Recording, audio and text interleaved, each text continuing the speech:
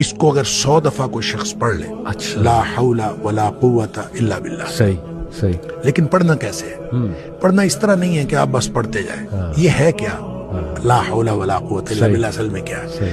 حول کا معنی بھی قوت ہے اور قوت کا معنی بھی قوت ہے. لا حول ولا قوت، یوں کہہ لیجئے نہ کوئی اجتماعی طاقت نہ کوئی انفرادی طاقت الا باللہ، سوائے اللہ کے. اللہ اکبر، یا نہ گناہ چھوڑنے کی طاقت نہ نیکی کرنے کی طاقت صحیح، الا باللہ. یعنی یا تو ایک کو پازیٹیو بنا لے، ایک کو نیگیٹو بنا لے، یا ایک کو اجتماعی ایک کو انفرادی. صحیح، اب اللہ کے سامنے اس کو اپنا مسئلہ سمجھ کے نا، اپنا جو بھی مسئلہ ہے وہ سوچے صحیح، اور سوچ کے اپنے اللہ کے سپرد کر دے.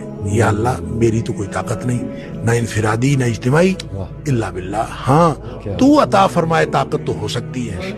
یوں میں اس کو کہتا ہوں یہ بے بسی کا کلمہ ہے. بے بس آدمی اپنے اللہ کے سامنے بے بسی کا